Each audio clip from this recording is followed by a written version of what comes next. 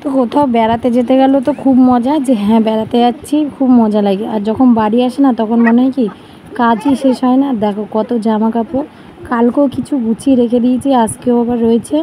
তো সকাল সকাল ভাবলাম আগে জামা কাপড়গুলো গুছিয়ে না, জামা কাপড় এই যে এখানে ওখানে টাল করা থাকে না, তখন আরও খারাপ লাগে দেখতে।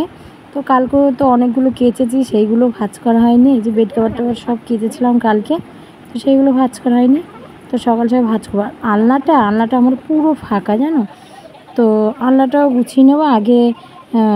খাটের জামা কাপড়গুলো সব গোছালাম, তো এখন আলনাটা গুছিয়ে নিচ্ছি। দেখো আলনা কিন্তু পুরো ফাঁকা, কারণ আমি তো বাড়ি ছিলাম না। শাশুড়ি সবসময় আলনার থেকে জিনিস বের করে চেয়ারে রেখে দিত। রান্না দাওয়ানো সব হয়ে গেছে। আর ছেলে খেয়েছে, কাঁঠাল ছিল, কাঁঠাল খেলো আর বিস্কিট জল দিয়ে ভিজিয়ে খেয়েছে। আর আমি এখন চা নিয়েছি, এই যে চা, এখন চা নিয়েছি, চা খাচ্ছি। সকাল থেকে জামা কাপড় গোছাতে গোছাতে পুরো সময় শেষ। বিছানা সব গোছালাম। আর কালকে রাতের সমস্ত মানে কালকে রাতে যা রান্না করেছি না সব রয়েছে, কেউ খায়নি, শুধু সুদীপকে আর পিউকে অল্প কটা খাইয়েছে, আর ওর দাদু খেয়েছে, আর কেউ ভাত খায়নি। তো সব রয়েছে। ভাত আলু ভাতে দিয়েছিলাম, সেটাও রয়েছে। তো এখন সেটা মাখা করবো, করে তারপর ভাত খাবো পরে। তো চলো চাটা খেয়ে নিই। রান্নাঘরে এই যে বাসন টাসন সব মেজে রেখে দিয়েছি, রান্নাটা পরে করব, কারণ এই যে এখনও পান্তা রয়েছে। সব মানে থাক টাক মুছে বাসন মেজে রেখে দিয়েছি। আর এখন নিয়েছি এই যে পেঁয়াজের রস, এটা মাথায় দেব। অনেক দিনই মাথায় দেওয়া হয়নি, সেজন্য আজকে করে নিলাম। আর এদিকে দেখো কাঁচা বের করেছি কতগুলো, আজকেও আবার। তো আগে পেঁয়াজের রসটা মাথায় দেবো, তারপর কাঁচা ভিজাবো। আর ওইদিকে পিউ দেখো খেলা করছে একা একা, আর ওর দাদাভাই বাইরে গুলি খেলছে। মা কি পড়েছো তুমি? এটা কি? তুমি চুড়ি পরেছো? তাই? এই যে এইদিকে রান্না করার জন্য সব রেডি করে নিয়ে নিয়েছি। অল্প কটা ভেন্ডি ছিল, সেগুলো ভাজা করব। আর আলুগুলো এখনও কাটিনি, সয়াবিন দিয়ে করব। আর এই যে এইদিকে সয়াবিন ভিজিয়ে রেখেছি, জল টেনে গেছে। আর সসপ্যানে আছে চালটা ধুয়ে ভিজিয়ে রেখে দিয়েছি। তো রান্না করব আরও পরে, করে রান্না করব, তাহলে একবারে রাতের জন্য হয়ে যাবে। আলুটা আসে। আর এখনও ঘর ঝাড় দেবো, ঘর মুছবো।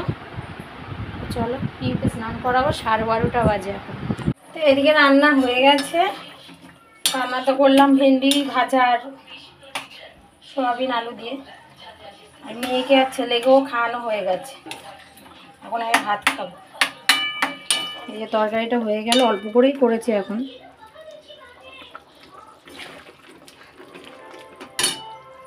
তো হয়ে গেছে তরকারি, চলো এখন ভাত খেয়ে নিই। যে দুপুরবেলা ভাতটা খেয়ে ওই যে কাকি উনুনটা বানিয়ে দিয়েছে, সেই কাকিকে ডেকে এনে আবার ঠিকঠাক করে নিলাম। আজকে পুরো লেপে পুষে একদম মানে কালকে থেকে রান্না করতে পারবো সেই অবস্থা করেছে। আর এখন হলো আমি ঘুমাবো, আর পিউকেও ঘুম পাড়াবো। পিউকে এখনও ঘুম পাড়ানো হয়নি। পিউ খুব দুষ্টু করছে এত সময়। ওই কাকিকে মানে যতই হোক উনুন বানিয়ে দেয়, মাটিগুলো তো একটু চটকি দিচ্ছিলাম।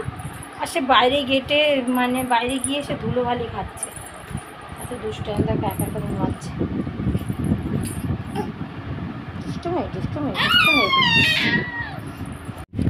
তো এখন দেখো রাতে রান্না বসাবো, রান্না করবো হলো ডাল আর ভাত তো করবো। তো এই যে এদিকে বসিয়েছি চা, আর এদিকটা রচা হচ্ছে তো, কিন্তু না আমি করবো দুধ চা। আর আমি মানে গুঁড়ো দুধের চা করতে পারি না, তো আগে চা পাতা মানে রচাটা করে নিই, তারপরে গুঁড়ো দুধটা কাপে নিয়ে গুলে নিই, গুলে তারপরে আবার বাটিতে দিয়ে চাটা একটু ফুটিয়ে তারপরে খাই। তো আমি যেটা পারি না সেটা, কিন্তু এই যে আমাদের লিকুইড দুধ আনে ওটা দিয়ে আবার সুন্দর হয়। আর এই যে অনেকে করে না যে চা দিয়ে ওরকম অল্প একটু গরম জল নিয়ে তারপরে গুলে তারপরে আবার মানে ওই রচাতেই দিয়ে দেয়, তো ওরকম আমার দ্বারা হয় না। তো এই যে আবার দিয়ে দিলাম বাটিতে, তারপরে একটু ফোটানোর পরে নামিয়ে নিয়েছি। এইদিকে করেছি পাউরুটি ছেঁকছি, আর এদিকে ডালটা বসিয়ে দিয়েছি প্রেশার কুকারে। আর ডালটা না পাতলা করবো না, এই যে পাতলা করিনি, মানে একটু ঘন ঘন করেছি। তো আমি চেয়েছিলাম যে আরও শুকনো করতে, করতে, কিন্তু না, রাতে খাবে শুধু ডাল আর দুপুরে একটু তরকারি আছে। তো নিয়ে এসছে কাঁঠাল, কাঁঠাল এখন ভাঙবো। তো চলো কাঁঠাল ভেঙে নিই।